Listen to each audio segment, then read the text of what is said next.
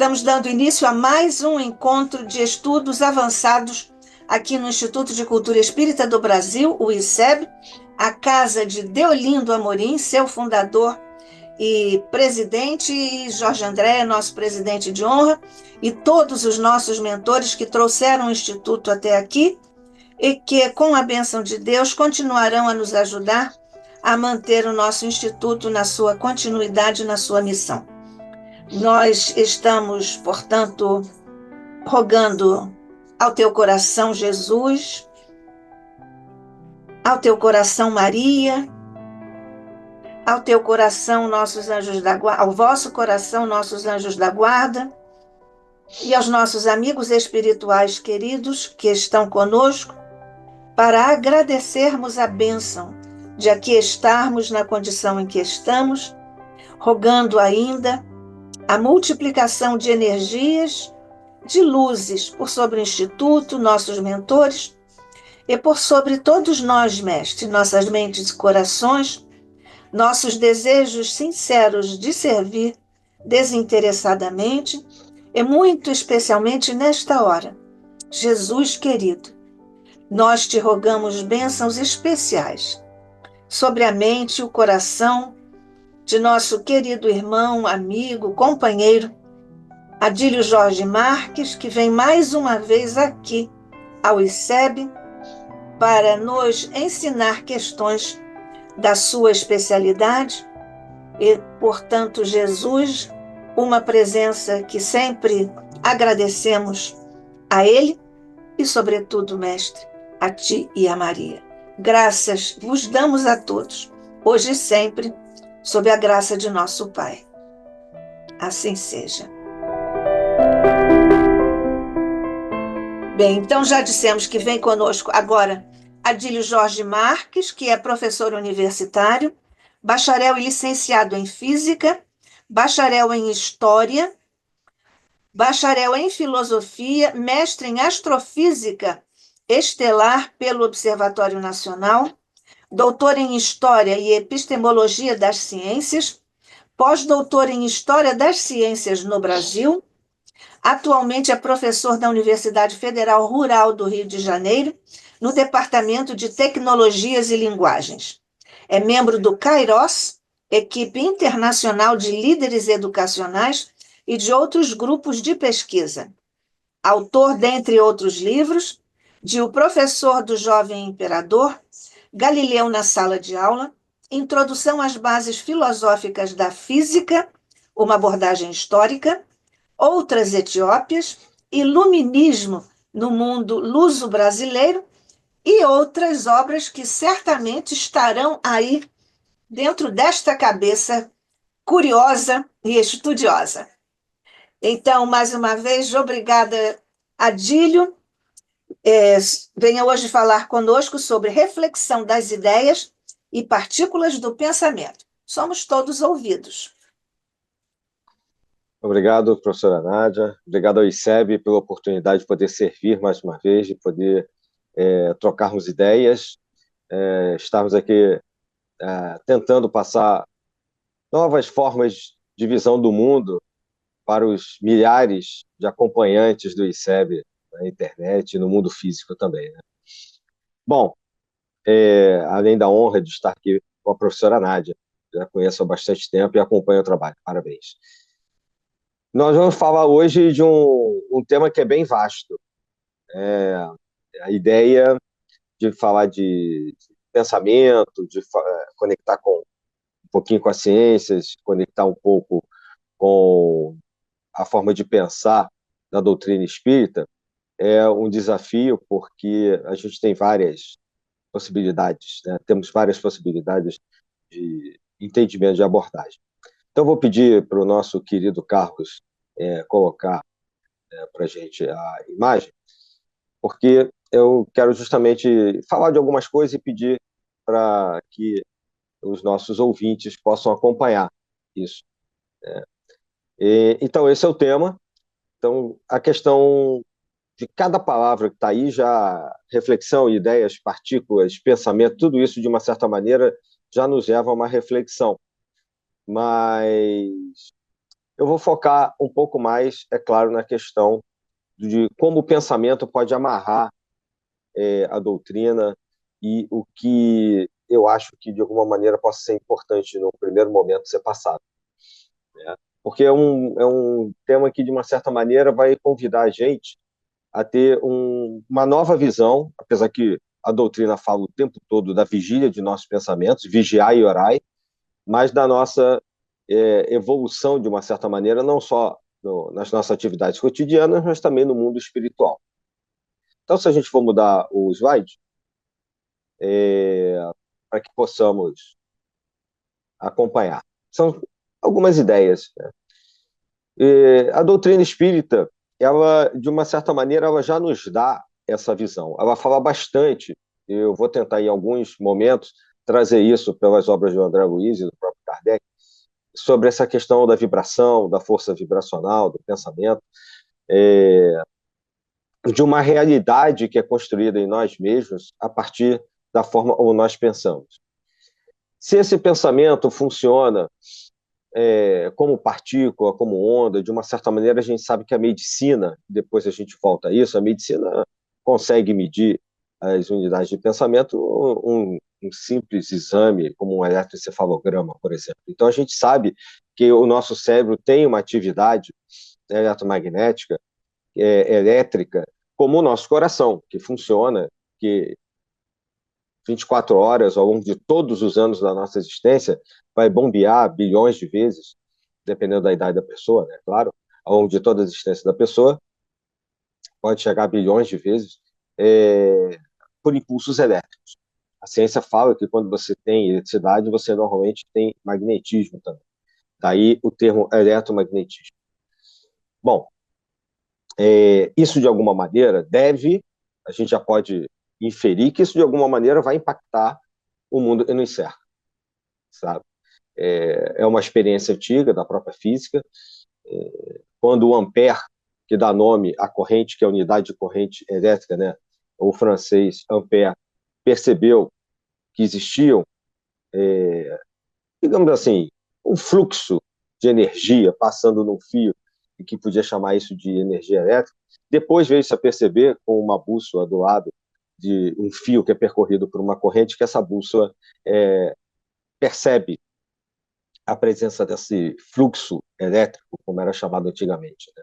A gente chama hoje de corrente elétrica, o movimento dos elétrons. Isso acontece no nosso corpo. A questão é como isso, de uma certa maneira, também pode perfazer o nosso pensamento, né? O quanto isso realmente tem a ver com o nosso pensamento. Isso é algo que ainda está em estudo. A neurociência trabalha com isso, busca fazer a conexão do que é realmente a mente, do que é realmente o pensamento. Então, a ideia aqui é trazer também a visão, como eu disse, espírita. Porque, de uma certa maneira, isso nos conecta com uma das missões do espiritismo, que é justamente a preservação do nosso lar planeta físico, que é um assunto totalmente contemporâneo, um assunto que está em moda. A gente fala de ecologia, de preservação do meio ambiente. Quando nós temos a consciência da nossa interação com o exterior, além da preservação do nosso próprio interior, estamos sim fazendo um trabalho ecológico, estamos sim fazendo um trabalho de preservação.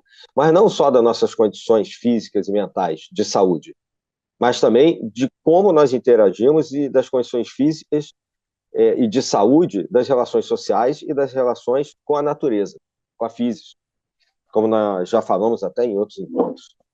O nosso querido André Luiz, que nos deixou tantas obras, tantos ensinamentos por meio de Chico Xavier, em obras como Nosso Lar, Missionários da Luz, Entre a Terra e o Céu, fala sobre o pensamento. Então, nessa introdução, a gente já pode colocar isso. Da mesma maneira, nós temos questões no Livro dos Espíritos também, que eu marquei algumas, que tratam sobre essa questão do pensamento. E que vem justamente, né, não só na relação do poder que o nosso pensamento tem para a nossa saúde espiritual, e como eu já disse, obviamente física, que a própria psicologia sabe, né, que isso é importante, mas também com essas consequências para fora, para o plano físico e para o plano espiritual exterior. Então, por isso que eu falei até da ecologia. Existe uma frase que fala, e aqui no plano físico, nós somos aquilo que comemos. Mas a gente pode expandir isso, né, dizendo, e nós somos aquilo que pensamos também. Não só para o plano físico, mas para um plano qualquer, psíquico, psicológico, espiritual, mental. Nós somos aquilo que pensamos. Então, como depois, obviamente, a gente vai tratar disso, se nós temos bons pensamentos e pensamentos saudáveis, nós vamos conseguir ter atitudes mais saudáveis. E assim, vice-versa. Parece óbvio falar isso, né? Ainda mais aqui no ICEB. Mas é justamente, penso eu, que são as questões mais basilares, como numa construção de uma casa, onde você começa com o piso e depois as colunas, são justamente essas colunas de sustentação que muitas das vezes a gente esquece e que precisam ser retomadas constantemente, como nesse tema, por exemplo. Então, o próprio aspecto da filosofia e da ciência, não só o espiritismo, mas é tão importante a questão do pensamento que a filosofia e a ciência trazem isso. Ser ou não ser, eis a questão. Uma frase clássica que Shakespeare popularizou, mas que é a essência da filosofia. Se há um ser ou se não há um ser, se esse ser é permanente, né, em nossa própria essência, ou se esse ser é mutável, é uma discussão que começou lá atrás com os pré-socráticos e vem até hoje, desde Heráclito, Parmênides, se vem até hoje. Tudo muda, tudo é um devir, e o nosso ser está sempre mudando, ou tudo é permanente e algo em nosso ser nunca muda. Hoje há uma espécie de tentativa de consenso dessa questão milenar, né, que o Hamlet colocou de maneira, né, brilhante, o Shakespeare, né, ser ou não ser, essa é a questão, realmente é isso, de que, na verdade, as duas ideias confluem. Né? Nós temos pensamentos e nós somos, em essência, porque pensamos, logo existimos, como disse Descartes, né? Muitos anos depois, né? Mais ou menos aí uns 2.000 anos depois, 1.800 anos depois. Então, há algo que realmente muda em nosso ser, nós temos a possibilidade de mudarmos nosso caráter, nosso pensamento, nossa essência, no sentido de aquilo que age com o mundo, mas provavelmente há algo dentro de nós que é constante, que a gente tem dos antigos o nome alma, né, que a gente pode trazer aqui como espírito na doutrina. Algo que vai continuar depois e que está dentro da gente, talvez como o grande motor desse nosso cérebro, dessa nossa existência e daquilo que nós fazemos, e que vai diferenciar a vida, nesse plano aqui pelo menos, de morte. Um organismo vivo de um organismo que a gente chama não vivo, né, que passou por uma transição de uma vida em um plano sutil, num plano espiritual, ou de uma vida neste plano material. Uma outra questão que é meio filosófica, mas que também permeia o mundo espírita, é essa penúltima frase que eu coloco aí. Se o universo físico mesmo que a gente tem aqui, de uma certa maneira, ele não existiria sem a nossa interação com esse universo, ou seja, sem o pensamento dos seus participantes. Bom, isso é uma outra discussão que envolve o pensamento, que envolve a presença do ser humano nesse universo, né, nesse plano de manifestação que nós conhecemos aqui, quadridimensional, ou seja, com 4 dimensões, porque nós temos 3 dimensões do espaço e uma do tempo, a princípio, podemos falar isso. Será que o mundo existe porque nós o vemos de alguma maneira, nós interagimos nossa mente, nossos pensamentos com ele, ou será que se apagarmos todos os seres humanos ou a humanidade que a gente conhece da face do universo, observa só, a gente costuma falar da face da Terra, eu estou falando da face do universo. Será que o universo continuaria existindo, ou pelo menos existindo como ele se apresenta? Então acreditamos, por um lado, sim, pela vastidão do próprio universo, outros acham que não. Como se fosse, em alguns estados de uma física moderna, é chamado de estado de superposição, quando duas condições existem ao mesmo tempo. Existe mal comparando,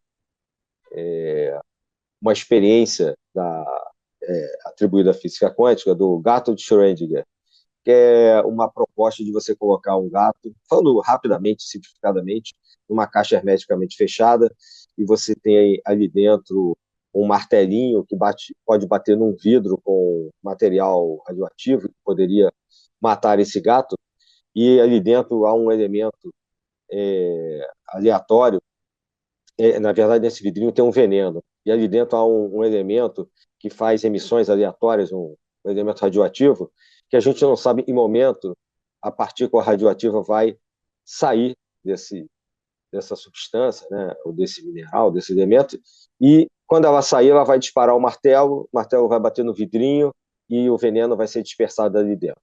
Bom, se isso acontecer, o veneno vai matar o gato. Enquanto isso não acontece, ou se não acontecer, o gato estará vivo durante um determinado intervalo de tempo. Então, depois de um intervalo de tempo, a gente não pode afirmar se essa caixa é hermeticamente fechada, né, opaca, etc., passados 5, 10, 30 minutos, a gente faz a seguinte pergunta: o gato está vivo ou morto?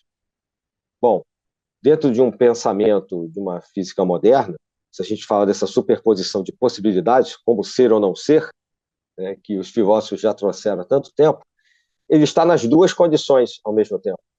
Ele está vivo e morto, porque eu não posso afirmar, sem interagir com a caixa, eu não posso afirmar se o gato está vivo ou não, ou se está morto ou não, depende do seu referencial, né, como a gente fala na física. Então, esse princípio de superposição parece, de uma certa maneira, faz um pouco de parte da nossa interação com o cósmico, com o universo mesmo, sabe? Por isso eu botei essa frase, né? O universo físico não existe, talvez, sem um pensamento dos seus participantes, né? Porque vai implicar nessa última construção que está aí, né? O perdão da repetição da palavra. Construímos a nós mesmos e uns aos outros para além do tempo. Ou seja, então somos construtores, idealizadores de realidades? Muito provavelmente, nesse aspecto, num aspecto menos abrangente do que na frase anterior.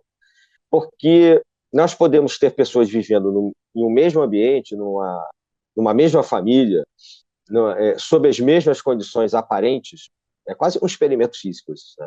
Mas não deixa de ser um experimento social também.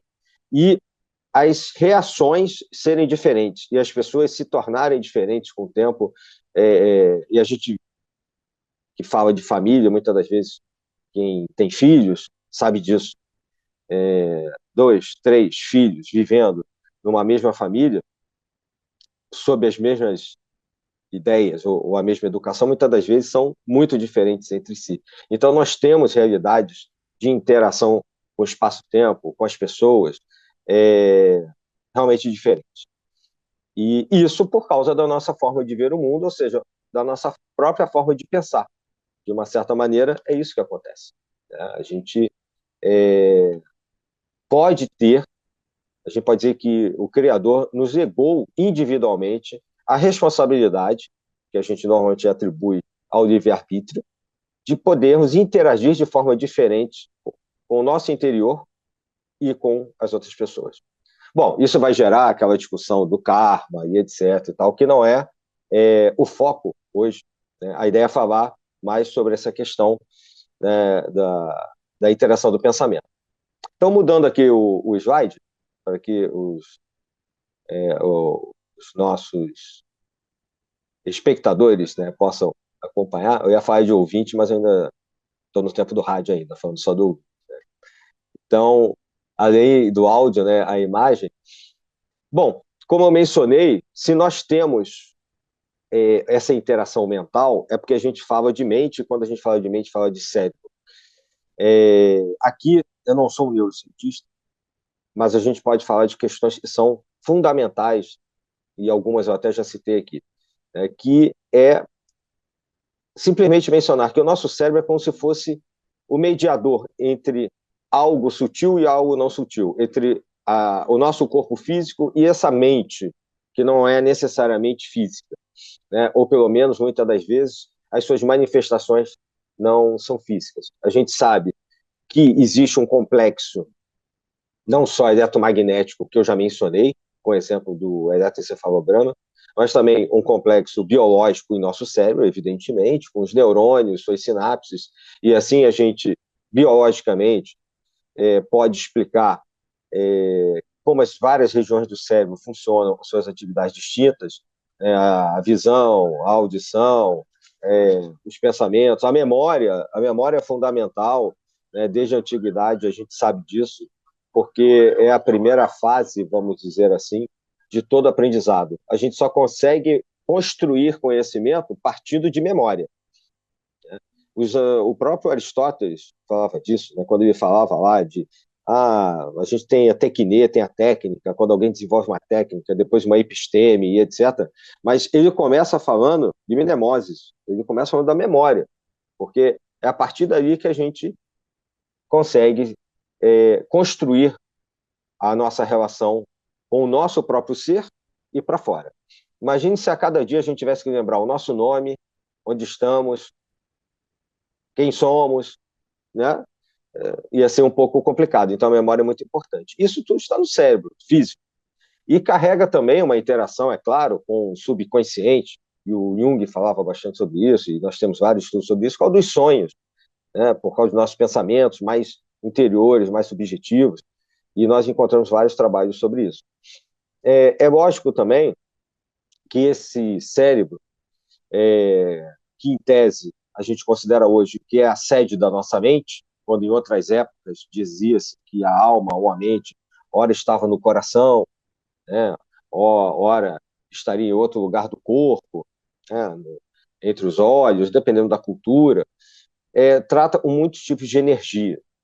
Né? A gente tem, eu já mencionei também, né, nós temos energias elétricas, magnéticas em nosso ser, mas a nossa natureza e com a qual interagimos trabalha com várias outras energias. Energia é um termo um pouco aberto. A gente não tem uma definição assim fora da questão da física, né? Energia acaba sendo associada a questões como o movimento, energia cinética, energia gravitacional, a energia nuclear que a gente fala. Bom, de uma certa maneira, nós temos campos energéticos que interagem entre si nessas quatro dimensões, e um exemplo que eu coloquei aqui, que fazem com que a gente possa existir, é a própria audição, que tem um limite teórico de 20 Hz a 20 mil Hz, teórico. Porque, normalmente, poucas pessoas são capazes de chegar a esses dois limites. É um limite que, como eu disse, não é muito da prática. Nós ficamos numa faixa entre esses 20 mil e 20 Hz. Hertz é a unidade de medida de frequência na ciência. Tá? Bom, são os ultrassons, aqueles que estão acima dessa faixa, como a gente costuma dizer aproximadamente, e os infrações, aqueles valores que estão abaixo desse valor menor, de 20 Hz. A gente sabe que algumas pessoas, parece que existem alguns estudos com animais e com pessoas com alguns graus de autismo que são até capazes de sons abaixo de 20, assim como acima de 20 mil Hz. O que já mostra que essa interação ela é muito diversificada. Tá? O que leva a essa última pergunta. Será que existem oscilações mecânicas além dessa faixa de frequência? Mecânicas porque a gente está falando de um meio mecânico mesmo. Né? A gente está falando de ondas. Né? No caso do som, o som se propaga, a gente está falando de uma sensação, que é o ouvido, né? As ondas se propagam em um meio. Para você escutar alguma coisa, essas ondas sonoras têm que se propagar, seja na água, no sólido, no ar, tem que ter um meio para isso. Se você tirar o meio, fizer o vácuo, você não ouve nada. Se você botar uma sirene de ambulância, no máximo, dentro de uma câmara de vácuo, você não vai ouvir nada, porque não há meio para a propagação das ondas sonoras. Tá? Então, isso é interessante da gente lembrar. E outra coisa que isso nos leva também a mencionar é a questão de que a gente acaba, dentro desse espaço-tempo, tendo que considerar cada cérebro, cada ser humano, cada ser vivo, porque, como eu disse, os animais estão incluídos nisso, As abelhas têm uma organização fantástica, invisível, as formigas também, né? Não existe classificação aqui de superioridade ou inferioridade em relação ao que eu estou colocando. A gente percebe que existem unidades que são altamente organizadas, como esses dois exemplos que eu acabei de dar, que estão conectadas, muitas das vezes, por essas sensações, por esses ou campos magnéticos ou campos de vibração, que é o que eu estou querendo ressaltar aqui. Os pombos, por exemplo, sabe-se que, como o caso dos pombos correios, eles se orientam, né, por condições que não são, como campos magnéticos, etc., ou o morcego, por exemplo, que funcionam como se fosse um radar, né, que projeta ondas, né, projeta um som que reflete, volta, ele capta, por isso que tem as orelhas, né, naquele formato, vamos dizer assim, exatamente como no radar. Então, a própria natureza se adapta a uma interação que passa por campos, a gente pode mudar até o slide agora, que passa justamente por campos de frequência. Exatamente frequências como essas que são relacionadas ao nosso cérebro e que a gente pode mapear enquanto o cérebro funciona. Existem várias medidas do cérebro em funcionamento, meditando, orando, com pensamentos de amor, com pensamentos de raiva, e assim sucessivamente, né, com vários tipos de pensamento. Digamos assim, e a gente percebe por esses exames como as áreas do cérebro mudam de acordo com o tipo de pensamento, que como numa oração e como numa meditação, o cérebro intensifica as suas regiões de atividade. Então, isso vem reforçar de uma maneira científica a importância da oração, que tanto a doutrina fala, quanto a da interiorização, que a gente, obviamente, tem também na doutrina, que é o prestar atenção naquilo que nós estamos fazendo, né? Esse pensamento pode influenciar outras ondas menores, como as questões quânticas, etc. Talvez sim, é possível que sim, né? Pela pequenez dessas ondas, ou seja, o tamanhozinho, né? Porque as ondas têm tamanhos, né? Grandes comprimentos de onda, pequenos comprimentos de onda, quanto menor o comprimento de onda, maior a frequência. Então, é possível sim, que sim, e são estudos que estão em andamento, né? Justamente porque nós temos possibilidades, como nós já conversamos até numa outra oportunidade aqui, de falar de multiversos, de tal, são questões teóricas, né, da ciência, mas de falar de outras possibilidades de mundos que não são este mundo físico aqui, né? Nós temos propostas cosmológicas com várias dimensões e que estão sendo matematicamente analisadas, vamos dizer assim. Mudando o slide, eu até já comecei, né, a falar, essa questão da medicina não vai conseguir abranger todas essas possibilidades, que são realidades distintas, múltiplas, da maneira ainda como a doutrina espírita, de uma maneira, vamos dizer assim, de uma forma talvez avançada para a sua época, podemos dizer assim, no século XIX, com Kardec, como o Kardec fez, como a codificação fez.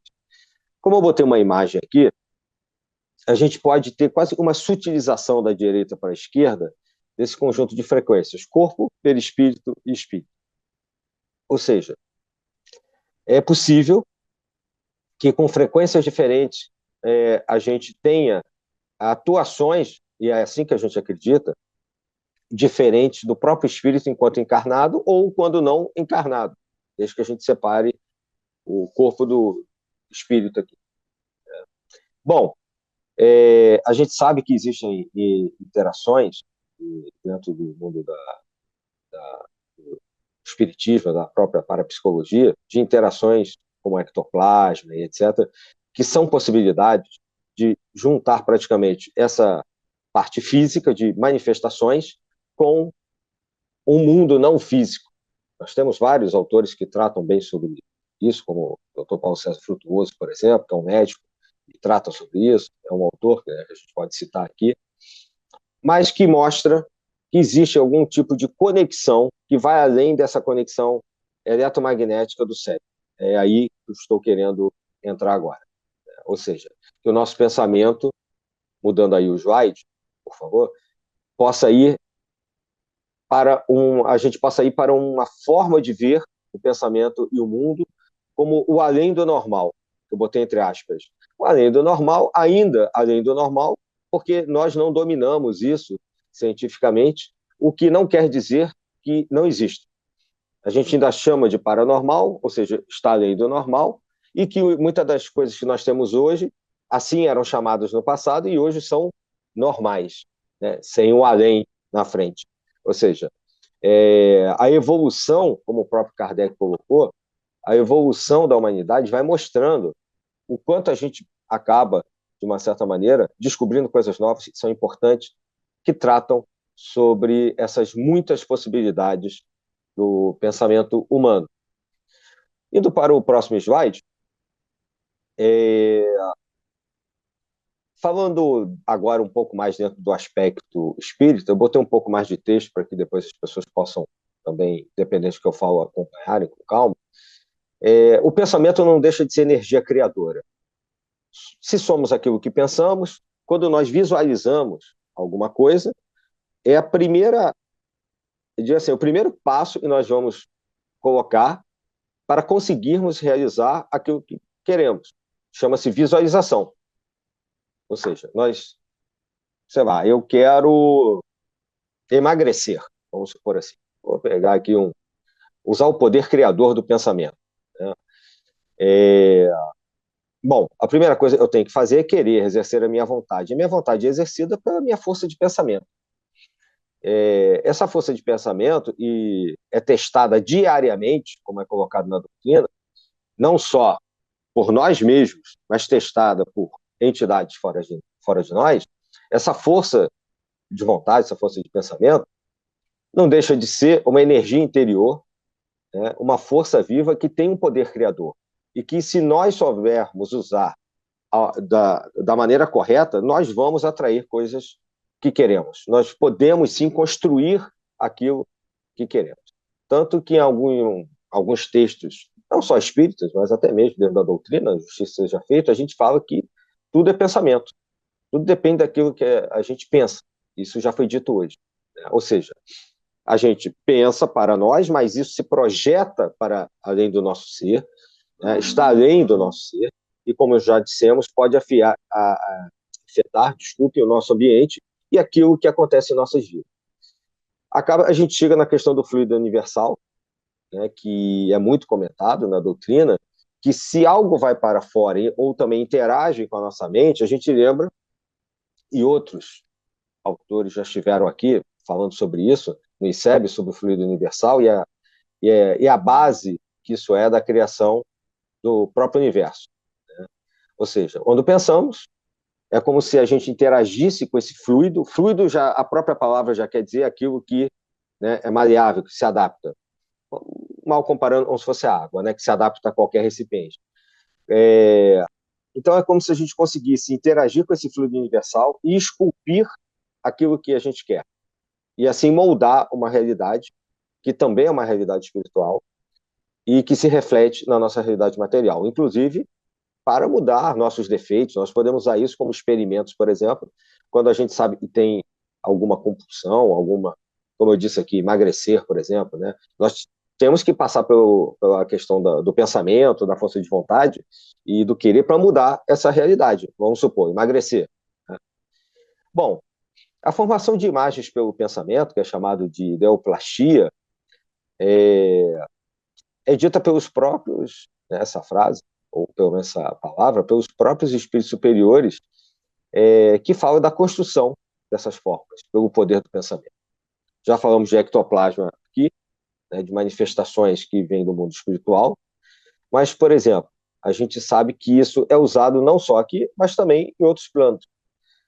É desnecessário explicar a obra O Nosso Lar, de André Luiz, não só pelo livro em si, mas pelo filme até que popularizou a obra, e como o André Luiz descreve como os espíritos constroem cidades inteiras a partir, né, da capacidade que eles têm, né, de sua pureza espiritual, de sua condição, de sua vontade, e de seus pensamentos. Então, uma coisa interessante é que, assim como é em cima, é embaixo. Como há num determinado princípio muito antigo, que é chamado de hermético, né, mas que parece, a gente pode ver pelo nosso lar, que realmente acontece. Se nós aqui temos como atuar na própria matéria, de alguma maneira, a gente pode imaginar que o mesmo acontece, como diz André Luiz, do outro lado. O que mostra a importância, mais uma vez, do pensamento. Se esse pensamento, nesse plano, funciona como uma partícula, funciona como uma onda, ou se funciona como onda-partícula, como a física moderna diz, isso, nesse momento, não importa. A gente consegue perceber como vibração, como onda. E que a gente tem uma interação. Isso é o que é mais importante. Tá? Então, acabamos caindo na questão dos pensamentos cotidianos, no dia a dia. Já falamos dessa modificação no plano físico, da mesma maneira que é sempre comum nos centros espíritas nós falarmos de pensamentos de paz, de amor, de caridade. Sem caridade não há salvação, ou seja, com a generosidade, que é uma forma a gente tem de superar todos aqueles defeitos que nós carregamos conosco, né, aqui nessa vida, encarnados e quando não encarnados também, né? Pensamentos de inveja, de raiva, de vingança e etc., que a duras penas, vida após vida, a gente vai tentando, justamente por essa força interior e usando o pensamento para isso, tentando superar. Como se fosse aquela... são as pedras no nosso caminho que muitas das vezes são colocadas por nós mesmos. Eu sei que é recorrente ficar falando isso, mas quando a gente trata de pensamento, a gente tem que falar dessas coisas basilares, como eu falei no início. Não adianta construir a casa do telhado, a gente começa pela base. E o pensamento é a base dessa casa espiritual. Mudando o slide, por favor, a gente podemos retomar a questão desse elo que nos conecta entre o acima e embaixo, assim como é em cima e embaixo e vice-versa, pois o pensamento é o elo que nos conecta ao plano espiritual, tanto aos desencarnados, quanto mesmo aos encarnados. Temos várias práticas, experiências pessoais no nosso cotidiano, pesquisas acadêmicas, por exemplo, sobre telepatia. Isso não é de hoje, de ontem, isso é muito antigo, relatos de séculos anteriores. Quantas vezes, inclusive, a gente pensa numa pessoa e a pessoa imediatamente liga para a gente? Ou vice-versa. Né? Ou então a gente manda uma mensagem, que hoje tem isso, né? Mandar uma mensagem, mandar um e-mail, que é online, normalmente é na hora, e você escuta assim, você não morre tão cedo, eu estava aqui querendo falar contigo, estava aqui pensando, lembrando, etc, etc. Então, isso chama-se sintonia vibratória. Podemos associar, sim, a frequências. O que é uma sintonia? Que nem num rádio. Se a gente for lembrar dos rádios mais antigos, a gente ficava girando um botãozinho chamado dial para procurar a estação que a gente queria. Escutávamos um chiado. Isso acontece até no rádio digital dos celulares, né? Mas só para ficar no exemplo. Quando a gente sintoniza, a gente sai daquela região de chiado, que estamos captando coisas caóticas, aleatórias, que é o interestações, entre uma estação e outra. Quando a gente chega numa estação, a gente capta a voz lá límpida, clara, de um locutor, de uma locutora, e nós podemos, chegamos na estação X. Então a gente entra em sintonia, o rádio sintonizou, né? Entrou ali na mesma vibração daquela estação. Quando eu mudo a estação, é porque eu mudei a vibração e fui para uma outra sintonia, né? Ou seja, é a mesma coisa com os nossos pensamentos. A qualidade desse pensamento que eu tenho é que vai determinar qual a sintonia que eu vou ter no meu radinho interior, no meu dial, né? Então, se eu tiver pensamentos elevados, edificantes, se eu procurar a conexão com os espíritos superiores, eu vou conseguir essa conexão. E vice-versa. Se eu mantiver constantemente pensamentos os piores possíveis, eu vou conseguir também essa ressonância, ou seja, esse batimento, essa sintonia de vibrações. Então, parece que, de uma certa maneira, pelo menos no sentido mais básico, a gente acaba podendo comparar a nossa existência com vibrações, com essas energias é, é, com as quais nós sintonizamos, e que os rádios somos nós somos os rádios. Nós fazemos o meio do caminho entre o nosso dial, o nosso ser interior, né, vamos dizer assim, o que a gente quer, e a estação que estamos procurando, né, qual a estação de rádio que nós estamos procurando. Que é justamente o papel dos médiuns, mudando o slide, é justamente o que é um médium, que está no meio do caminho ali, entre um outro mundo, o mundo físico, e o mundo espiritual. Ou seja, um outro mundo espiritual, na verdade, e o mundo físico.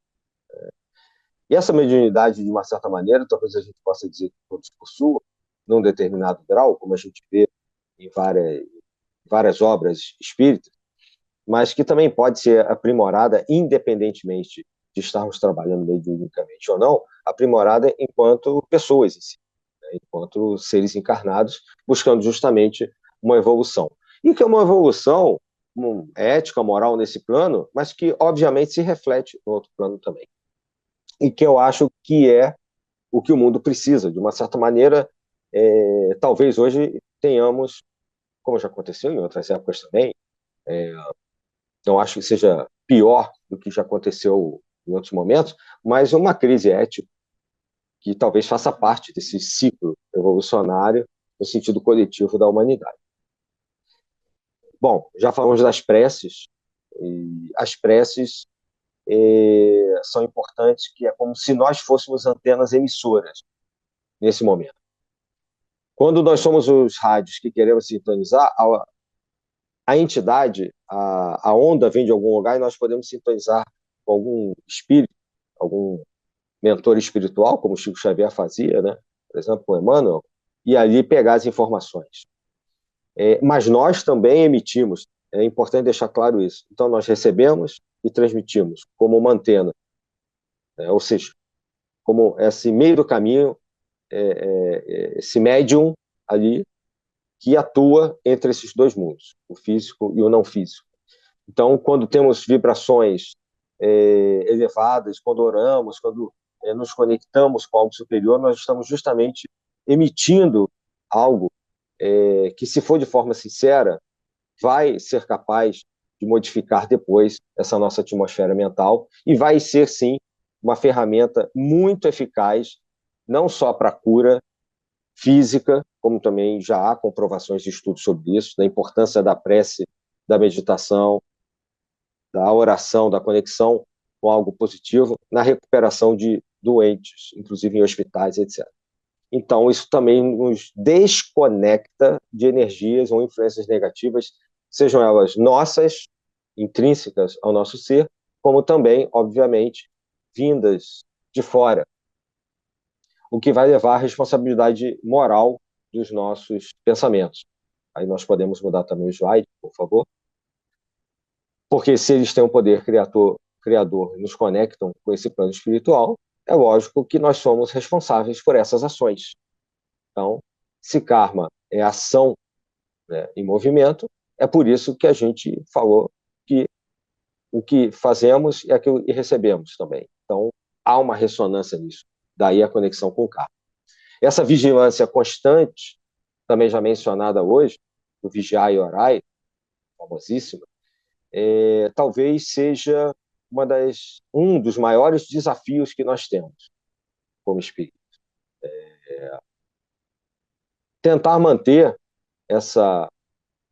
um equilíbrio, essa energia positiva, vamos dizer assim, essa responsabilidade de pensamento dentro do nosso ser. E não é simples.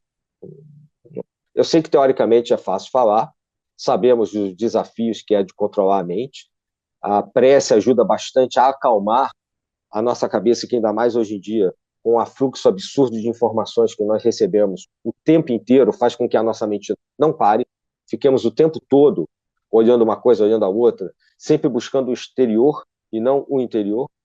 Mas essa é uma das principais ferramentas. Claro que a meditação também é importante, mas a oração pode fazer parte de um processo meditativo para acalmar regiões, determinadas regiões objetivas do nosso cérebro e que conectam as regiões que são acionadas, regiões físicas mesmo do cérebro, que são acionadas nas fases de meditação e oração.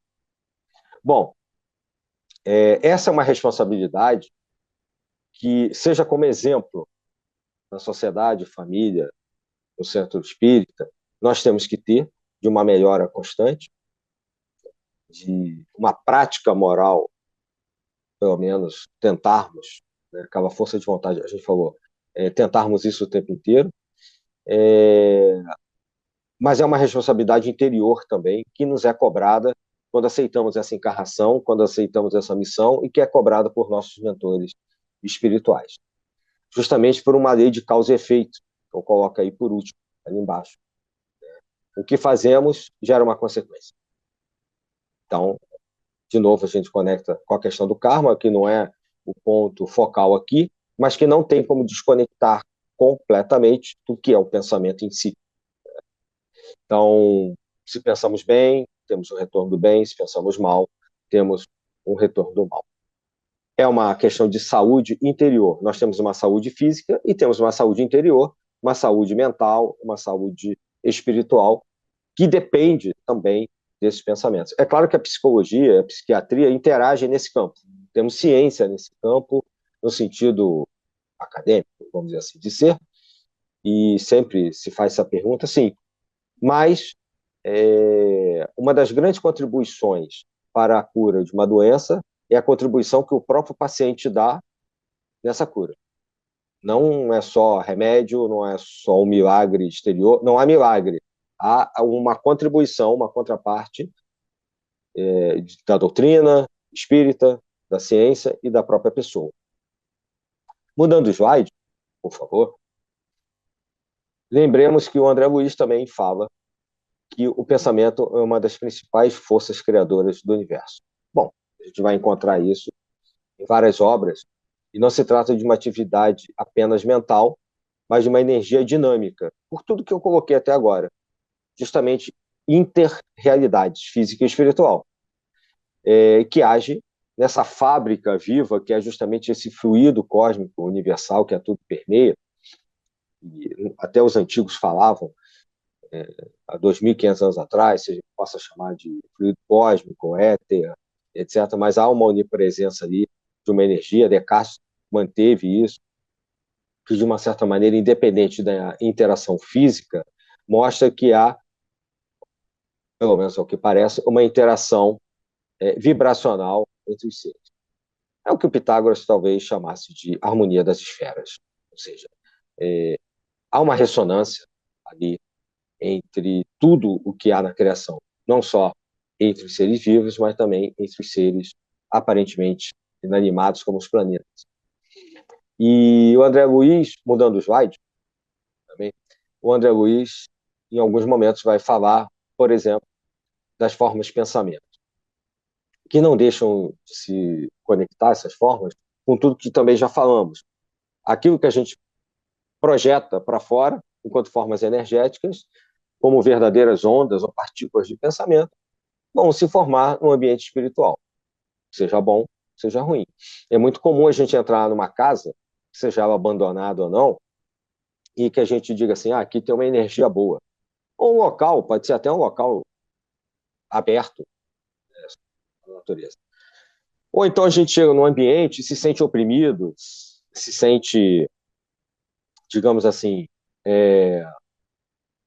sei lá, às vezes a gente está num local que não nos coloca para cima, vamos dizer assim, numa linguagem mais popular. Nos sentimos um pouco para baixo, uma certa tristeza, ou até lugares que nos transmitem assim ódio e tal.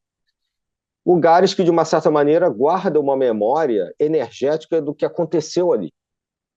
Então, a gente recupera a ideia de memória, de energia, de pensamento e de ação. Fazemos ali quase uma cruz, né, entre essas quatro palavras, porque o que está no plano sutil também se reflete na ação no plano físico.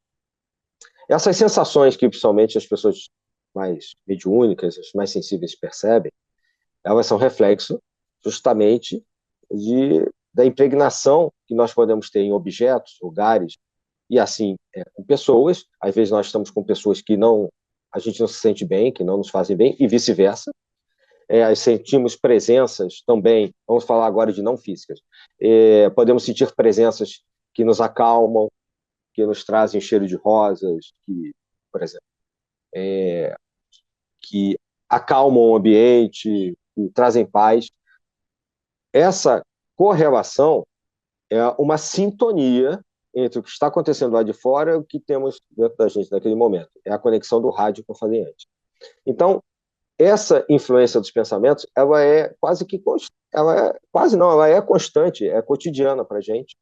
E na vivência do plano espiritual, nós lidamos com ela e muitas das vezes não nos lembramos disso. Passando para o próximo slide, ainda trazendo alguns exemplos, eu já falei do nosso lar aqui, ainda dentro da questão de André Luiz, e quando ele fala da sua primeira experiência após a desencarnação, por exemplo, e ele já observa ali como os pensamentos dos espíritos influenciam as condições espirituais e o ambiente ao redor. Ou seja, tanto os obsessores, se a gente for lembrar da escala espírita, por exemplo, que é mencionado no Livro dos Espíritos, tem na Revista Espírita de 1958 também, naquela escala dos espíritos, tanto os espíritos que estão mais baixos na escala, quanto os espíritos que estão na parte superior da escala. A gente pode ver por esse livro, que recomendamos a todos, fortemente que leiam, não só também vendo o filme, que é muito, muito bom, mas o quanto esse pensamento é importante na inter-relação entre vivos e não vivos. A própria questão da cidade espiritual, nosso lar, né, é construída e mantida pela força mental e moral, como a gente falou antes, daqueles habitantes e dos seres superiores que lá estão. E sem contar que o André Luiz comenta nesse livro, obviamente isso aqui é o resumo do resumo do resumo, é só um apanhado, sobre a sua adaptação a esse plano, justamente porque ele chegou com todos aqueles pensamentos que a gente sabe deletérios da sua última encarnação, na descrição do livro. Então, o quanto ele teve que ser purificado, se adaptar àquele plano, e que já é um plano de transição, não é o plano elevado, o mais elevado a gente possa imaginar, é um plano que está mais próximo, assim como outras cidades espirituais também estão mais próximas aqui desse mundo de vivência, e falando dessas construções mentais da própria colônia, e quanto isso, de uma certa maneira, influencia o ambiente espiritual lá e aqui. No livro Missionários da Luz, muda o slide, por favor. No Missionários da Luz, a gente tem, de novo, pelo Espírito André Luiz, uma questão que trata sobre a mediunidade, a influência do pensamento, como os médiuns e os espíritos comunicantes interagem por essas correntes mentais. Então, mais uma vez, a mente, a qualidade do pensamento, da comunicação é importante, e como esse pensamento plasma, forma ideias do outro lado, o que leva à necessidade, como é dito no livro, e já foi mencionado hoje, de uma educação mental, se você quer exercer a doutrina espírita, e em especial se você quer trabalhar mediunicamente, é claro, né? Mudando o slide, na obra Entre a Terra e o Céu, André Luiz vai falar justamente desses laços entre encarnados e desencarnados, por meio dos pensamentos e emoções, quando a gente perde alguém, desse sentimento que muitas das vezes prende as pessoas também aqui, que a gente, principalmente quando há um desconhecimento sobre as reencarnações, sobre vida após a morte, etc., o quanto isso pode ser prejudicial no sentido nosso, de não deixar que as coisas fluam, de um devir, né, como disse o Heráclito, como também é prejudicial para o outro lado, para aqueles que desencarnaram, para uma convivência entre os mundos da melhor maneira possível, mais saudável possível. Então, é uma obra que trata justamente sobre isso, como outras existem, só essa, evidentemente, mas que justamente conecta pensamento e sentimento. O que eu quero trazer é isso, pensamento e sentimento, que são, de uma certa maneira, duas condições, são a chavezinha para esse processo de tanto de obsessão, quando muitas das vezes acontece, quanto também de desobsessão, o trabalho contrário que a gente vê com a dedicação dos nossos irmãos trabalhando em sessões de desobsessão, tanto nesse plano quanto no outro, para ajudar os encarnados e os desencarnados.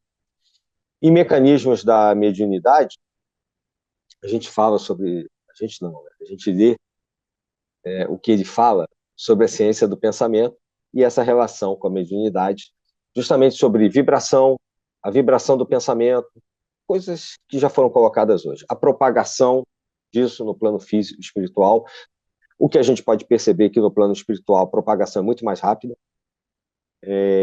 A velocidade do pensamento é uma velocidade que não tem no mundo físico. No mundo físico, a velocidade limite é a velocidade da luz.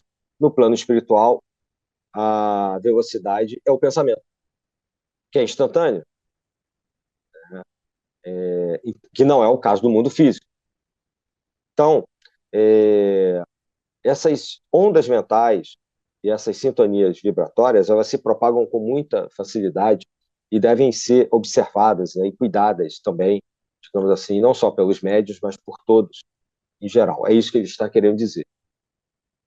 E mudando o slide, é claro, óbvio, não poderia deixar de ser, não poderíamos deixar de lembrar de Allan Kardec, que certamente codificou em todas as suas muitas obras, não só as mais conhecidas, sobre isso, sobre a questão, inclusive, da interação mente-matéria, das pesquisas que ele fazia nessa área, e sobre como a mente, o pensamento e o mundo espiritual e físico interagem por meio daquilo que nós pensamos. Aliás, eu quis trazer uma lembrança aqui, justamente hoje, que estamos no dia 21 de outubro, este mês completamos os 220 anos do nascimento de Allan Kardec. Então, é uma honra muito grande poder estar falando aqui no ICEB, justamente numa data, considerando o mês como um todo, na data dos 220 anos da vinda a este plano de Allan Kardec. Se nós formos mudar, então, o slide, a gente já pode citar o Livro dos Espíritos, por exemplo, que é de 1857, e algumas passagens que tratam sobre o pensamento e a manifestação desse pensamento. Então, o quanto, por exemplo, a energia desse pensamento pode influenciar tanto o plano físico quanto o plano espiritual. Na parte segunda, capítulo 1º, que trata dos espíritos, nas questões de 88 a 98, por exemplo, se vocês forem pegar, vocês já vão ver várias perguntas, como a 89, por exemplo. Pensamento não é a própria alma que se transporta? E há uma resposta assim: quando o pensamento está em algum lugar, a alma está também, uma vez que é a alma que pensa. Pensamento é um atributo da alma, ou seja, da pessoa que está encarnada. Então, nós temos várias questões que tratam sobre isso e são muito importantes, e que dentro dessa temática convidamos aqueles que estão assistindo a poderem ler e conferir. Por exemplo, a matéria oferece algum obstáculo aos espíritos? Não. Eles penetram em tudo: ar, terra, as águas e até mesmo o fogo, e são igualmente acessíveis. Então, a mudança dessa vibração entre os mundos, de uma certa maneira, eu falei só de duas questões que estão entre 88 e 98, já exemplificam essa questão da vibração e o quanto essa vibração tem um poder de penetração nesse mundo e no outro mundo também. Mudando o slide, sobre a influência do pensamento na matéria, é exatamente isso, de uma certa maneira, eu já disse e citei aqui nessas questões, mas podemos citar outras, por exemplo, no mesmo livro, no capítulo 4, questões 60 a 67. Como Kardec explora o pensamento e o poder de atuar sobre a matéria, especialmente na interação dos fluidos espirituais. E aí entramos na questão do fluido universal, que muitas das vezes é manipulado pelos espíritos e pelo pensamento. como os estudos que nós temos sobre o ectoplasma. Mudando o slide, por favor. Na própria Revista Espírita, que existiu entre 1858 e 1869, que eu recomendo fortemente, é um material fantástico, obviamente já está publicado, inclusive em português, em vários volumes por ano. São muitos textos, e em alguns, como alguns dos anos 1860, a escala espírita que eu mencionei, por exemplo, está na de 1858, cuja capa consta aqui. Nós vamos encontrar vários textos que tratam sobre a natureza do pensamento, a sua força, a sua capacidade de moldar a realidade física e espiritual, e como o pensamento faz justamente essa conexão, vamos dizer assim, entre a sintonia, né, entre os mundos. Posso também lembrar aqui, ainda no Livro dos Espíritos, as questões, perguntas como, por exemplo, as das 456 a 458. Eu acho que é interessante trazer. Por exemplo, a 456 fala: os espíritos veem tudo o que fazemos, podem vê-lo, pois estáis incessantemente rodeados por eles, mas cada um só vê aquelas coisas a que dirige a sua atenção, porque eles não se ocupam das que não lhes interessam. E perguntas como: os espíritos podem conhecer os nossos pensamentos mais secretos? Tratando dos pensamentos ainda, é a 457. Conhecem muitas vezes aquilo que desejarias ocultar a vós mesmos. Nem atos, nem pensamentos podem ser dissimulados para eles. Então, digamos assim, essa dificuldade de pensamento, ela acontece muito nesse plano, a gente pode dizer, pelas limitações do plano físico, mas que são rompidas no plano espiritual. Daí a importância ainda maior das questões morais de uma prática, né, moral, enquanto a ética está mais preocupada com as questões de cunho universal. Não é uma boa palavra, mas vamos dizer assim, como regras, né, como as regras mais abstratas, a moral está ali justamente com a ideia daquilo que você coloca em prática como algo que você deve fazer entre o bem e o mal. Então, isso é constantemente relembrado nas várias obras da doutrina, em vários momentos, não só, evidentemente, pelas obras de Chico Xavier, mas também pelas de Allan Kardec. Importante que se fale isso. Mudando o slide, para que possamos terminar, em resumo, talvez possamos dizer que o pensamento seja uma força vibrante que age como uma partícula de criação. Botei aqui entre aspas, porque a gente fala de partículas na física. Existe uma chamada bóson de Higgs, que um jornalista, e não Higgs, o cientista um jornalista chamou de partícula de Deus, ou partícula Deus, não importa. Isso não é um nome que a física adote, porque o bóson de Higgs seria uma partícula que seria, de alguma maneira, responsável pela formação e existência de matéria no universo. Muito bem. Mas não tem nada a ver com o nome dado pelo cientista, um nome de senso comum, mas o que talvez a gente possa chamar de partícula de criação seja justamente cada pensamento nosso, e não uma partícula física ou uma subpartícula específica da ciência. Ou seja, essa manifestação que nós temos, que é interna e que é externa, que age dentro e que age fora dessa nossa vivência, e que é capaz de atrair, como se fosse um ímã, determinadas entidades e realidades. Ou seja, pensamento é vida, pensamento é criação, a visualização é a forma de exteriorizar e manifestar esse pensamento, e com isso, exercendo a nossa vontade, visualizarmos coisas boas, se assim o quisermos. Então, como está no segundo parágrafo, nós temos uma responsabilidade que é muito grande, que é justamente de cultivar esses pensamentos mais elevados como forma de nos conectar a vibrações mais sutis, para que, é claro, a cada dia a gente possa melhorar, vigiar e orar, o tempo todo numa força, criando uma couraça, uma força interior cada vez maior. Isso é uma prática, isso aí não há dúvida, é uma outra experiência, um novo experimento. Visualizar é um experimento, mas a questão de comportamento é uma prática. Por mais que, às vezes, uma educação familiar ou cultural e etc., leve a um determinado comportamento, não exercer determinadas coisas, independente do que os outros estão fazendo, é uma prática nossa, é uma construção espiritual nossa, exercida pela nossa força de vontade, e que depende para, digamos assim, para uma evolução melhor, para a nossa própria evolução, dependemos disso. E, claro, se nós melhoramos, melhoramos o nosso redor. Então, a própria harmonia do mundo, que a gente fala tanto da paz mundial, depende da harmonia de cada um de nós também. Então, por fim, eu queria deixar essa mensagem, né? E que Jesus, os bons espíritos, estejam sempre ao nosso lado, guiando os nossos passos, iluminando os nossos pensamentos, porque é claro que precisamos sim da ajuda dos mestres, precisamos sim da ajuda dos nossos benfeitores e de Jesus. Mudando o espírito, o slide, desculpe, a doutrina espírita vê o pensamento como uma força viva e modeladora. É modeladora mesmo. Nós estamos moldando a nossa realidade, tanto no nível individual quanto coletivo, moldando a realidade e vivemos e influenciando a nossa evolução, como eu já havia dito. E indo para o final, o próximo slide, eu queria lembrar que dentre essas vibrações que nós podemos emitir para fora, como antenas, que eu mencionei lá atrás, talvez não haja uma mais poderosa do que esta.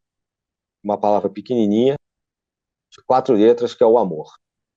Que eu sei que é difícil, principalmente o amor, às vezes, ao próximo, que nos passa indiferente, infelizmente, o amor por aqueles que não gostamos, ou que nos fizeram algum mal, é uma batalha, é um trabalho cotidiano, como é dito na obra de Kardec, como é dito em todas as obras, como está na doutrina. Mas eu achei interessante aqui, esse trecho que eu trouxe de O Evangelho segundo o Espiritismo, que eu peguei na internet. Mas achei tão bonita a imagem que eu estou botando a fonte. A lei do amor substitui a personalidade pela fusão dos seres e extingue as misérias sociais. Eu acho que, se quisermos mudar o mundo, nós vamos ter que começar mudando a nós mesmos e, claro, assim vamos também levar amor ao próximo. E mudando para o penúltimo slide, por favor, lembremos, o Evangelho segundo o Espiritismo é a terceira obra da codificação espírita, o quarto livro editado por Allan Kardec após a edição do seu pseudônimo. Allan Kardec era o pseudônimo dele. Impresso pela primeira vez em abril de 1864 na França. Então, este ano também, eu queria lembrar, completou 160 anos de lançamento, tá? A obra, o Evangelho segundo o Espiritismo, que eu acabei de mencionar sobre o amor. Então, mais uma data que é importante trazer, na minha opinião, 2024, marcando 2 momentos importantes para a codificação. E, por fim, o último slide é só um agradecimento pela oportunidade. Professora Nádia, é o que nós tínhamos para poder contribuir um pouquinho, minimamente, para o dia de hoje. Nós agradecemos a você, Adílio, aqui no ICEB, mais uma vez, estando conosco, trazendo a contribuição da sua formação multifacética, com história, física, espiritismo e tudo mais. Vou começar aqui. Quando você falou sobre o Pitágoras e a harmonia das esferas, você pode desenvolver um pouquinho só? Mais. Sim, tá bom. O Pitágoras é um personagem importantíssimo para a filosofia, para a matemática, para o pensamento místico, eu acho, para a ciência, porque, inclusive, séculos depois, ele continua e foi lembrado por grandes pensadores como Newton, Kepler, por exemplo, e tantos outros matemáticos. Bom, o Pitágoras, Pitágoras de Samos, é um filósofo que veio antes de Sócrates, por isso é chamado de pré-socrático, e que colocou que tudo na natureza era constituído de números. Então, ao invés de ele visualizar que a natureza fosse composta de átomos, a unidade fundamental seriam os números. E existia, na concepção dele, de uma certa maneira, talvez ele não estivesse errado, porque se tudo são partículas, como a física fala hoje, e as partículas podem ser mensuradas como ondas, e tem um determinado valor de energia, Então, é um número também. Há um número associado a essa onda. Então, por isso que ele é lembrado até hoje.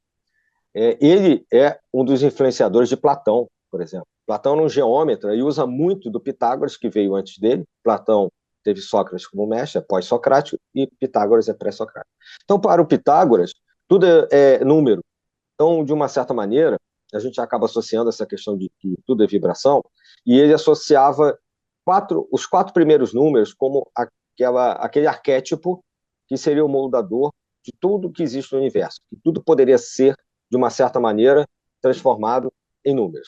O 2, o 3, o 4. Que se a gente soma, 1 mais 2 mais 3 mais 4 dá o 10, que é a década. A década que é os 10 dedos, a base de numeração que é usada e etc. Em que, de uma certa maneira, ele usou essa divisão, a partir desses quatro números fundamentais, 1, 2, 3 e 4, não só para montar toda a sua escola pitagórica, que tinha um lado religioso e também um lado filosófico, que ele ia aprofundando em relação à natureza, à observação cosmos da física, né? Mas também até para desenvolver uma explicação de como as coisas poderiam funcionar por essas vibrações. Então, ele desenvolveu um instrumento musical, que eram cordas, que ele ia dividindo uma corda inteira, depois dividia a corda no meio, então ficavam duas cordas, né, em duas seções. Essas duas seções ele dividia de novo, então ficavam quatro seções, e ele ia percebendo que o som, a frequência vibrava com a divisão das cordas. O que ele vai propor? Que toda a beleza do cosmos é uma palavra grega que quer dizer ordem, harmonia, né, beleza, tanto que vem a palavra cosmético a partir de cosmos,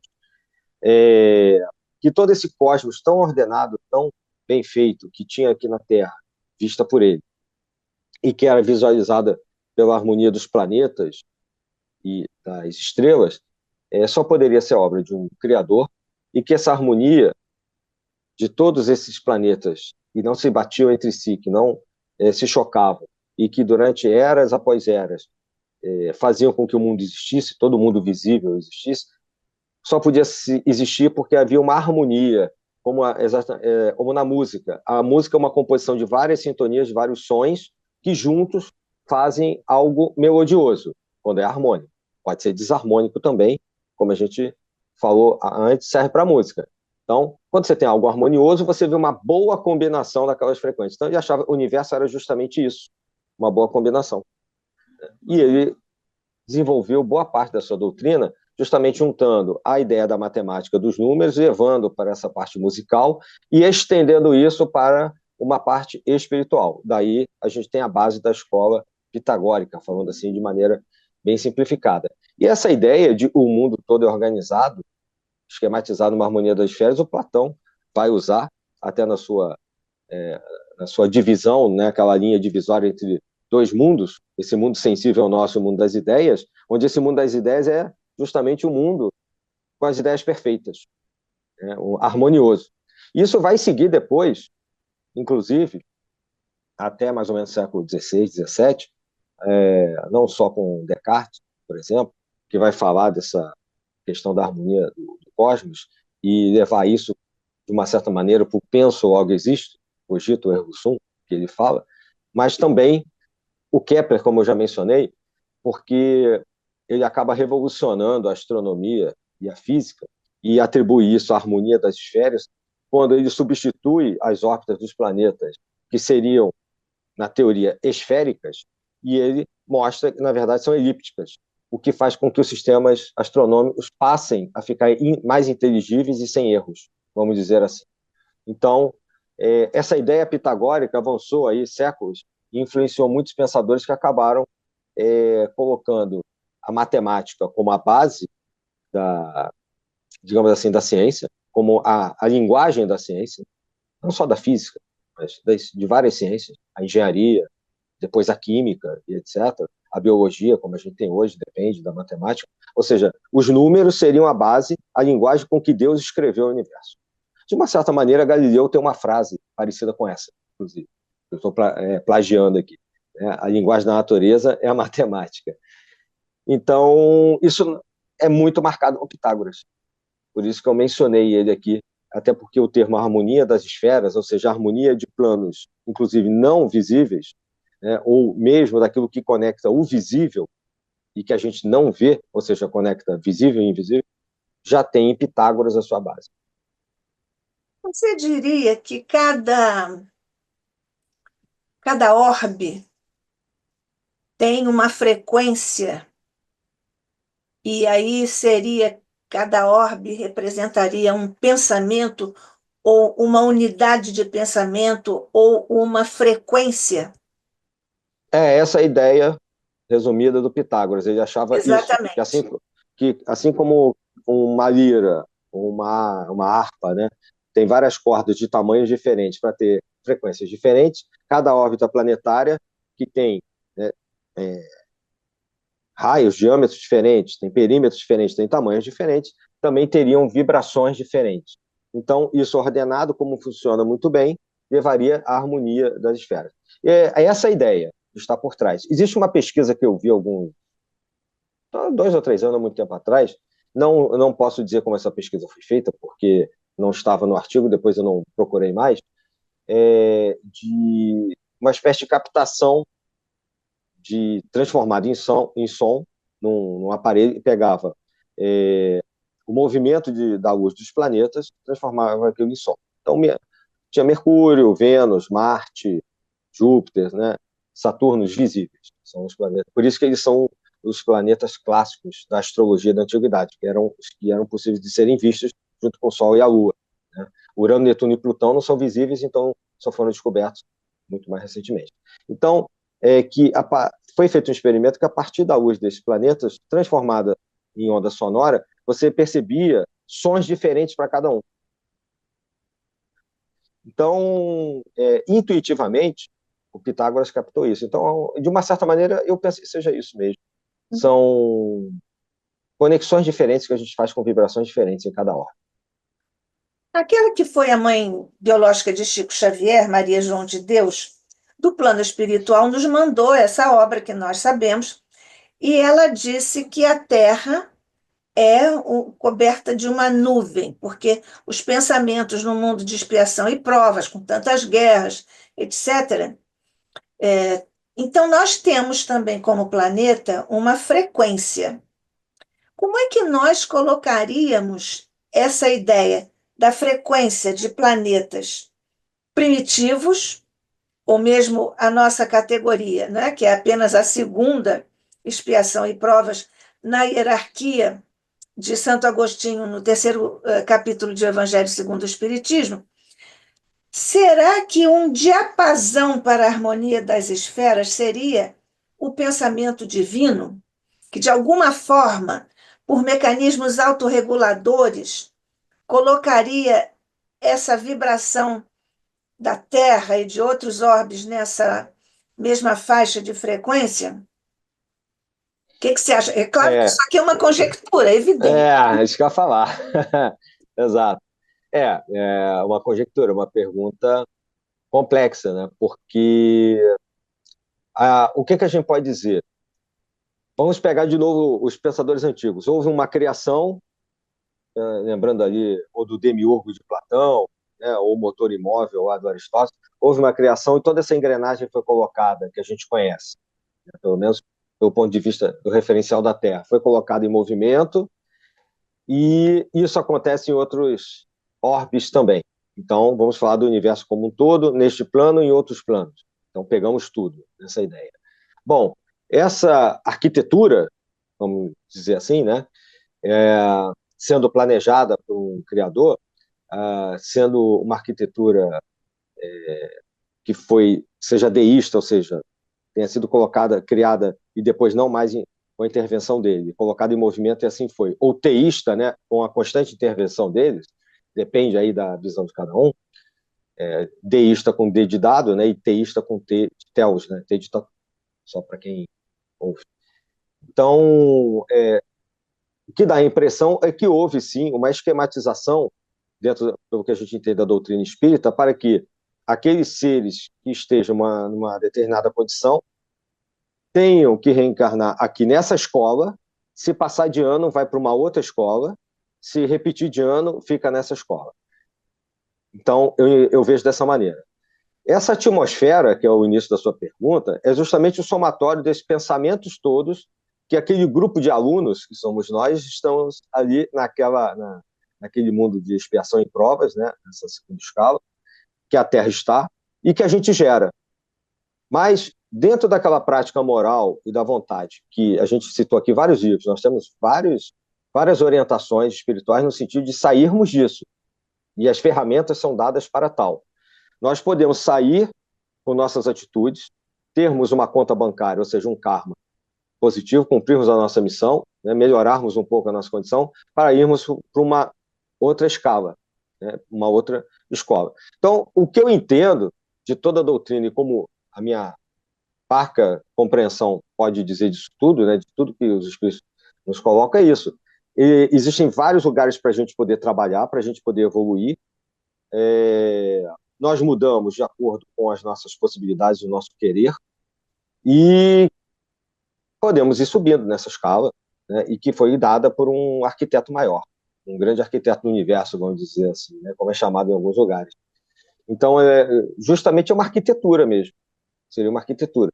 Então, em planos sutis diferentes, com vibrações diferentes. Isso leva também à concepção de egrégora, a questão da atmosfera, né, que você colocou, me lembrou aquele conceito criado por Eliphas Levi, que é um neologismo, né, não é uma palavra grega e tal, como se coloca por aí, não existe essa palavra, etimologicamente falando, lá do grego X, Y, não. O Eliphas Levi, foi um ocultista, né, do século XVIII, XIX, criou a reunião de várias mentes, gera um conjunto de pensamentos que ele deu o nome de, né, criou uma nova palavra, egrégora, neologismo, uma nova, né, logia, um novo entendimento. Então, egrégora é isso. Então, nós temos uma egrégora da Terra, temos aquela atmosfera da Terra, outros orbes têm para menos e para mais, e acho que assim funciona a escala de vibrações pitagórica Pois é, que dá a no questão é universo. a harmonia das esferas, porque como é que uma esfera, digamos assim, da Terra e de outros orbes na mesma frequência, orbes primitivos, inclusive, claro, como é que isso entra? É o quê? É uma espécie de uma soma? É um É, diapasão divino que faz isso? eu acho que é como um teclado cósmico. Eu acho que o piano tem várias teclas, Acho perfeita essa né? ideia, perfeita essa imagem. Então, dó, ré, mi, fá, sol, lá, si, você tem as oitavas que vão subindo, né? Então, você vai dos mais graves até os mais agudos. É Está isso, perfeito. É. é isso. Gostei É disso, um está grande ótimo. teclado. Está ótimo. O teclado está ótimo. Agora, você falou, nossa, nós estamos sobre o tempo, mas eu tenho muitas questões aqui. Quando você falou, deixa eu ver aqui o que eu perguntei. Você falou assim, o, nós interagimos, né, com o fluido universal, nós interagimos com o fluido universal, e então, quando nós interagimos, nós esculpimos realidades temporariamente. Nós esculpimos temporariamente aquilo que nós pensamos. Depois está aí nessa categoria aquela cena do André Luiz treinando o pensamento para esculpir o pensamento, modelando as gramíneas no jardim, lembra? Sim. Sim, ele está ali Aham. modelando lá as gramíneas. Isso é por causa da frequência do pensamento que decorre do nível espiritual de cada um? Sim, sim. Você consegue manipular frequências, né, energias mais sutis a partir do momento que você tem acesso a elas. Ou seja, quanto mais sutilizado você estiver, mais fácil é você Mais manipular fácil vai ser. energias.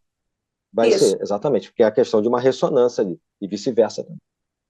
isso. Ainda no contexto André Luiz. O André Luiz disse, e você citou muito bem, o André Luiz disse que os espíritos constroem cidades inteiras. A própria colônia, nosso lar, é construída e mantida pelo pensamento, pela vontade dos seus habitantes, particularmente do governador, enfim, daqueles espíritos de altíssima categoria. Então, nós estamos aqui falando de construção consciente pelo pensamento. Isso. Mas os espíritos inferiores não constroem também inconscientemente a sua realidade Sim, trevosa? Como sim. é que fica Nós, essa cons- coisa da consciência e da não consciência, mas tudo construindo? Se tudo é pensamento e tudo é energia, aí trazendo de novo a doutrina e o próprio Pitágoras, só para juntar as perguntas, nós podemos construir tanto aquilo que nós queremos, como a gente falou aqui da visualização, em altíssimo nível, por exemplo, no nosso lar, quanto também, enquanto desorientados, com raiva, com vingança, com ódio, nós também construímos aquela realidade. Ou seja, a força do pensamento ela é neutra. Nós é que fazemos dela, ou moldamos ela do jeito que nós queremos. O fluido cósmico, ele não é nem positivo, eu vejo dessa maneira, nem positivo nem negativo. Como nós atuamos ali, é que fazemos a moldagem, como uma massinha de modelar. Eu que crio a bolinha, né, ou um triângulozinho, um quadradinho, com a massinha está ali, ela não tem forma. Eu começo a dar forma aqui. Então, quando eu ajo pela maneira impulsiva, quando eu uso da minha vontade para o mal, eu posso criar aquele ambiente todo do mal, e vice-versa. Uhum. É mais ou menos aquilo que eu também tinha pensado anteriormente, né? De acordo com o nível espiritual, a De cada um. frequência do coisa. Tanto que, Você, tanto que isso eu acho que interage até com a questão de própria compreensão. Eu acho que essa questão do nível espiritual, por mais que muitas das vezes a gente tente, às vezes a gente fala repetidamente coisas para determinadas pessoas, ou até conosco também, e a gente só vai entender quando atinge uma determinada idade, ou vai atingir uma determinada experiência de vida, vamos chamar assim, pronto. Né? Eu hoje vejo de uma maneira que eu não via. Porque isso que acontece aqui, quando a gente está encarnado com o passar da nossa idade, isso acontece lá também. Ou seja, leva um tempo, muitas das vezes, para que haja essa evolução que possa sair de um estado para outro. Enquanto isso, essas realidades ruins, por esses obsessores, às vezes estão sendo criadas. exatamente. Você, quando falou além dos universos, você disse assim: o, o que está para além dos universos não é compreendido pela física nem pela medicina. Por que que a ciência hoje fala em universos no plural? Pois é, existe uma teoria, uma proposta da física dos multiversos. Existem várias dimensões, como a teoria das cordas, por exemplo, que é uma teoria matemática, mas não é experimental, que fala de 11 dimensões. Existem teorias dizendo que o mundo, na verdade, só tem duas dimensões, outras teorias que dizem que são 21 dimensões, 24 dimensões. Bom, são propostas, né? Hipóteses não testadas ainda, e etc. Então, isso pelo lado da ciência e da matemática. Muitas das vezes são modelos matemáticos que não têm comprovação empírica.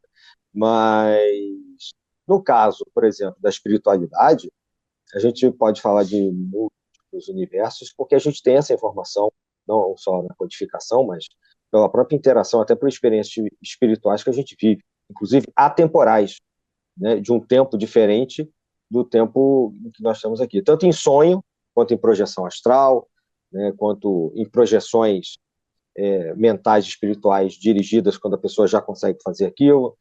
Então, ou seja, a própria cidade de Nosso Lar, vamos pegar um exemplo já colocado várias vezes hoje, a própria questão de Nosso Lar mostra ali uma outra, é o nosso universo ou não é o nosso universo? É um universo paralelo?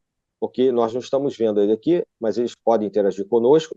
De uma certa maneira, talvez nós possamos também, médios e etc., ou até enquanto dormindo, mas estão quase interligados. Uma outra proposta é o fato de que existem várias dimensões e se conectam por serem de dimensões, né, de densidades diferentes, desculpa, de serem dimensões diferentes, por também terem densidades sutis diferentes. Né? Como se fosse misturar água e vinho, pegando lá a Bíblia, que se misturam, extraindo Jesus óleo com a fez, água. que É o que Jesus Jesus fez, fez. né? Exatamente. Então, são intercambiáveis, vamos dizer assim. Né? Se tornam misturas homogêneas então, essa ideia que a gente tem das comunicações espirituais e pelo lado da espiritualidade e o que a gente tem pelo lado da matemática ali, da física. Aham. Você começou com uma alusão do gato, não é isso? O gato. Ah, da propostas mental, um experimento mental, não façam isso, né?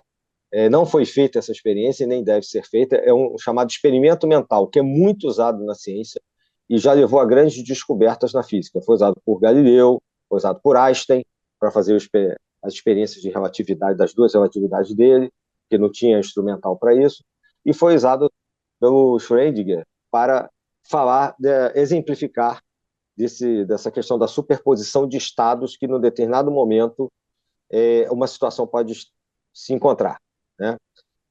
Isso tem um pouco de filosofia nessa questão de superposição de estados, porque sai daquela questão determinista, até da física newtoniana, de que ou é ou não é. Ou é onda ou é partícula. Ou está assim ou está assado. São afirmações categóricas, né? No caso da probabilidade de estado, né, a gente pode não saber exatamente, e naquele momento de análise, nós temos, grosso modo falando, uma superposição de situações, vamos dizer assim. Então, o experimento mental, repito, né, proteção aos animais, experimento mental do gato, né, justamente está vivo ou morto. Justamente foi feito para chocar a comunidade científica, porque trata de vida, né? Chocar a comunidade científica para poder explicar de maneira mais simples para as pessoas o que ele estava querendo dizer. Esse experimento mental foi trazido inicialmente pelo Schrödinger? Esse exemplo é do Schrödinger. Aham. Mas é Existe engraçado que outros. nós conhecemos essa história como sendo de um guru. Lá nas questões orientalistas, o guru foi testado por um dos discípulos, aqueles discípulos assim que querem colocar, o professor que coloca, A o aluno prova. quer colocar lá contra a parede. Aí o discípulo chegou com um pássaro na mão e perguntou isso ao guru, se ele estava morto ou vivo, o pássaro. E o guru deu exatamente essa resposta. Será que o Schrödinger conhecia isso? Eu também não sei qual é a época Provável. dessa. Acho que é provável. Primeira metade do século XX, né? Eu estou falando, o início da quântica ali. Essa frase deve ser dos anos 40, 50, não me lembro Ah, exatamente. então Em então certa. ele tomou conhecimento, achamos nós. Acredito. Desculpem, Schrödinger, mas, É, mas ele é deve muito ter. igual. É É muito muito igual, igual, né? O exatamente. pássaro na mão assim do discípulo, né? É. Você falou na técnica do Aristóteles, na episteme. Evidentemente que estamos contra a doxa aqui, não queremos opinião sem fundamento nem nada, né? Que é Sim, exatamente o que nós fazemos na doutrina espírita. Você concorda que a doutrina espírita é episteme? sim, concordo. Nós já até tratamos sobre isso aqui no semestre passado. Isso, Eu acho que sim, não tem nada de doxa, é opinião, para quem está aqui exatamente. acompanhando a gente, né? Então, não é o senso comum, não é a opinião. A doutrina, e o Kardec assim quis, foi testada não só na montagem do Livro dos Espíritos, como a grande obra que foi, né, na maneira como as perguntas foram feitas e coletadas, usando um método experimental adaptado ali para aquele tipo de ciência humana, e ele foi revolucionário com isso, e é conhecimento, episteme quer dizer conhecimento, né? Então, Conhecimento. também, para quem está ouvindo, técnica e episteme, conhecimento. Ou seja, em níveis de escala, doxa, mais embaixo, a técnica, vamos dizer assim, no meio, a Sim, episteme como o episteme. conhecimento, Isso. né? Você Perfeito. domina aquele conhecimento. Então, isso é a doutrina espírita, a busca de justamente explicar os mundos e todas aquelas situações, por isso ela é tão abrangente, E por isso justamente que a porque ela é fé uma também é episteme. raciocinada, por causa da episteme. Exatamente, é uma fé raciocinada, exatamente. É E isso? tem que ter isso, não pode ser dogma, senão a gente cai no... Exatamente. Né? Porque eu vejo o dogma como um caminho que vai voltando de um conhecimento da episteme para tentar, daqui a pouco, acaba virando doxa de novo, acaba virando opinião. Você Exatamente. vai acreditando e daqui a pouco você acredita em qualquer coisa. E vai sendo Não é? deturpado à medida que vai descendo, Sim, digamos, né, na nessa escala, compreensão. isso. E viva os gregos clássicos, né? Pois é, eu gosto muito. Eu amo, amo, amo os É, gregos clássicos. Mas também amamos o ICEB, nós dois, eu sei que você também ama o sim, com ICEB. certeza. Nós todos amamos e Estamos muito felizes, mais uma vez, amando os estudos que você nos traz, Adílio Jorge Marques, aqui ao ICEB, mais uma vez, Obrigado. nos ajudando na compreensão, no estudo desses temas que são tão importantes para nós, espíritas, para entendermos cada vez mais e profundamente a doutrina que nós escolhemos seguir, na verdade, um mestre que nós escolhemos seguir. Jesus Verdade. e Kardec, que depois ratificou Jesus, tão próximo já era do coração de Jesus. Então, nosso agradecimento, nós indicamos aqui que Adílio Jorge Marques vai voltar na próxima oportunidade, que é no próximo mês, ainda nessa estrutura aqui, em que nós estudamos essas questões de física, espiritismo e tudo mais. Adílio, obrigada. Deus abençoe você, amigo, Obrigado, irmão amém. E companheiro. Obrigada. Eu que agradeço a oportunidade, é uma honra. Muito obrigado. Nós, então, estamos, Mestre Jesus, agradecendo ao teu coração nesta hora, por tudo que temos recebido de ti, da tua vibração, do teu amor, da tua resiliência, as vibrações de teu coração, as vibrações, as partículas de teu pensamento cósmico por sobre o nosso, ainda incipiente, mas desejoso, Jesus, de seguir harmonicamente pela inevitável marcha do progresso, dirigido por nosso Pai. Nós te agradecemos por tudo, nós te agradecemos pela bênção por sobre o nosso Adílio Jorge Marques, por sobre todos nós que estivemos juntos aqui no ICEB, nossos irmãos que nos acompanharam, estão acompanhando e irão ainda nos acompanhar em ambos os planos de existência. Desce, Jesus, a tua luz e a tua paz por sobre todos nós.